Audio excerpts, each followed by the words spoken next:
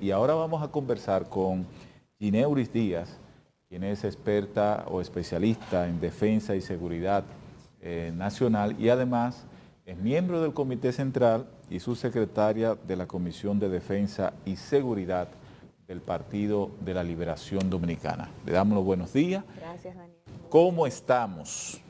Muy bien, gracias a Dios. Gracias a ustedes por la invitación. Yo muy honrada de estar esta mañana aquí con ustedes. Nosotros contentos de que esté aquí. ¿Por qué Gracias. contento? Porque el tema de seguridad es un tema del día a día, pero la gente solamente como que le presta atención cíclicamente cuando ocurre un caso que despierta mucho interés, que provoca cierta indignación en la población, se le presta la atención, pero después se olvida. Se olvida por la población y se olvida por las autoridades. ¿Qué está pasando a nivel de seguridad y defensa? Yo creo que más que la gente olvidar actualmente, y de hecho la seguridad es la percepción de la gente de usted sentirse seguro. Y la gente actualmente no se siente seguro y fruto de esto lo es los resultados de la pasada encuesta Gallup, la que se publicó recientemente, que revela que alrededor del 62.6% de los entrevistados entienden que la delincuencia es parte del principal problema que se vive en la República Dominicana.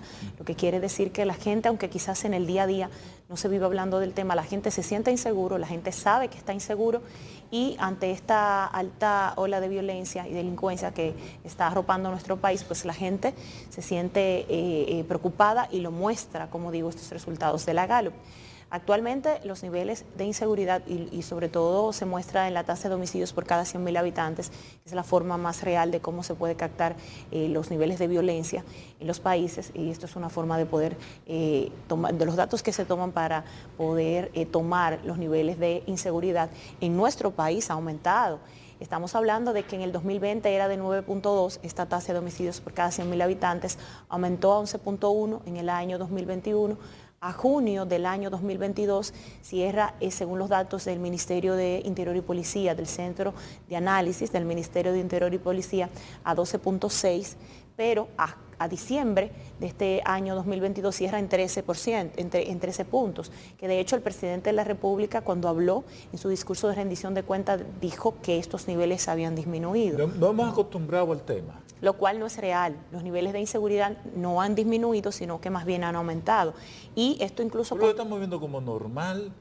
No, aunque usted quizá entiende que se puede ver como normal, la gente percibe esta alza en los niveles de inseguridad porque, por ejemplo, en el año 2012, al inicio del gobierno del presidente Danilo Medina, esta tasa era de 21.9 y fue decreciendo cada año al terminar el año 2020 en 9.2. Entonces, ¿por qué las autoridades hacen una separación entre la delincuencia que la han tipificado como común, el raterismo, y la tasa de homicidio? Lo que pasa es que cuando hablamos de seguridad, por ejemplo, en la parte de seguridad ciudadana, la seguridad ciudadana como concepto es la convivencia de los ciudadanos entre sí de manera adecuada. Okay. Entonces, por tanto los actos violentos, incluyendo incluso los robos, los hurtos, van incluidos dentro de la inseguridad. Esta tasa de homicidios por cada 100.000 habitantes es simplemente un parámetro dentro de lo cual se mide completamente la inseguridad, pero también dentro de los hurtos, la violencia, ¿verdad? El raterismo, también está incluido dentro de esta medición. Y podemos ver, y de hecho, como digo, el Centro de Análisis del Ministerio de Interior y Policía revela el aumento, de hecho, de estos hurtos menores, aunque vimos en el año 2022, junio específicamente, que hablaba el Ministro de Interior y Policía en los periodos de junio a octubre. Recordemos que el Ministro de Interior y Policía y el director de la Policía Nacional dijeron, una semana después del patrullaje mixto, de que los niveles de raterismo menor y los hurtos habían disminuido, pero la gente sabía que no, porque de hecho... pero por lógica tenían que disminuir. Si está la guardia, están los policías, patrullaje mixto, ¿qué va a hacer el que se dedica a ese tipo de actividad? Recogerse. Eso es lo que se entiende, pero realmente no disminuyó, porque el patrullaje mixto simplemente fue o es un tipo de percepción, o sea, más que todo no es un plan preventivo, es un plan correctivo, pero de persuasión. Porque debemos tomar en cuenta que, por ejemplo, cuando vemos estos tanques en las calles, estos drones, helicópteros, esto no va en consonancia con la realidad de la República Dominicana. Yo me Por asusté. ejemplo, Yo le admito que yo me asusté con una imagen que yo vi en la zona de Capotillo con una tanqueta. Yo dije, pero no. Óigame, mentalmente yo me trasladé a 1984. lo que pasa es que una persona correcta y que no infrinja la ley como usted se va a sentir persuadido. Y de hecho, probablemente quizás algún delincuente pueda sentir un nivel de persuasión.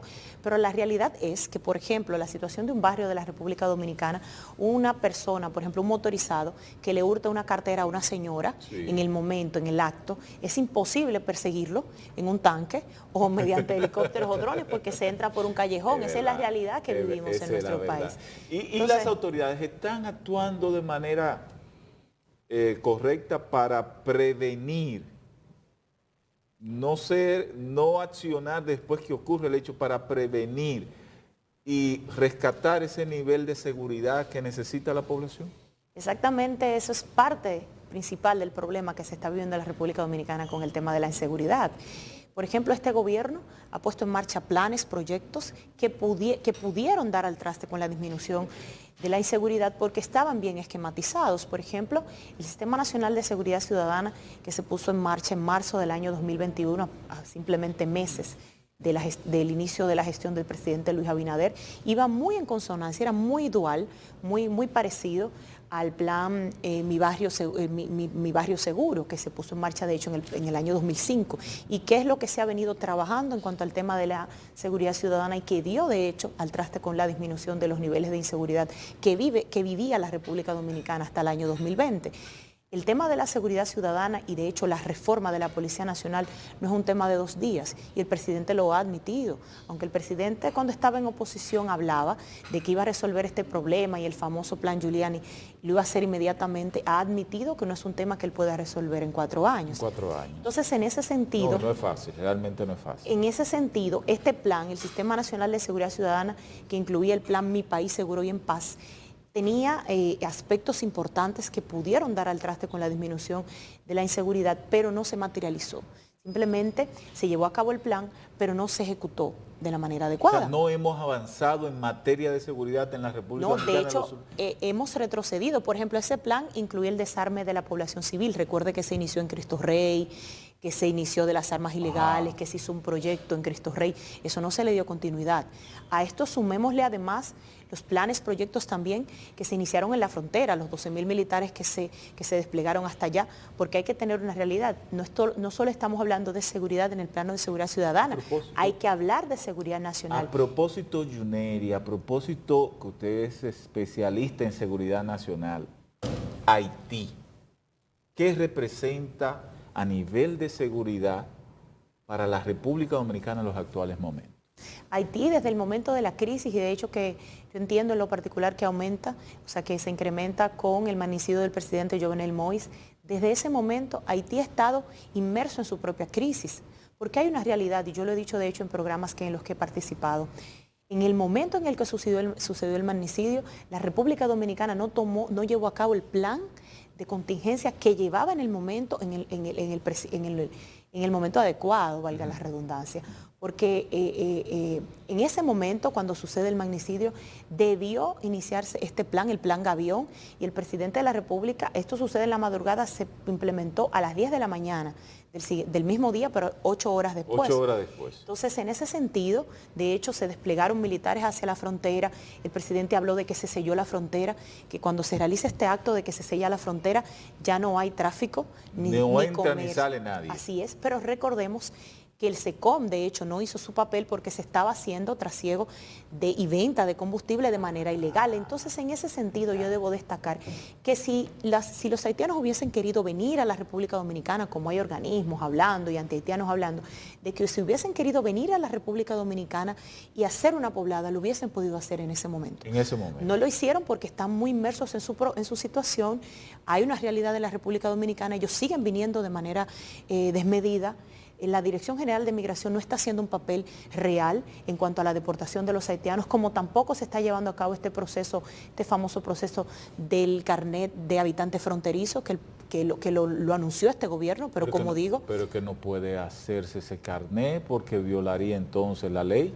Es que el carnet de habitante fronterizo, hay que poner claro a qué se refiere. El carnet de habitante fronterizo se refiere a aquellas personas que hacen comercio en la frontera, que vienen al país y que de hecho deben devolverse, pero este carnet debería de hacerse con una barra, con una barra magnética que sea digital y que quizás se haga de verdad un arqueo, de que ellos se devuelven a su país, algo sistematizado, no hacerlo por hacerlo. Que se registren los cruces. Claro. Y que estén pautados por día, claro. O sea, los días de mercado, claro. qué sé yo, no sé. Y que haya un control real del CESFRON en los mercados. Entonces, en ese orden, es lo que digo, hay planes que se han comenzado y que tienen que están esquematizados de una manera que pueden ser positivos. El problema es la ejecución de esos planes. Por ejemplo, en el Ministerio de Defensa, adjunto de la Policía Nacional, en junio del año 2022, se inició el Plan Constantino, que fue un plan muy bien esquematizado por el mayor general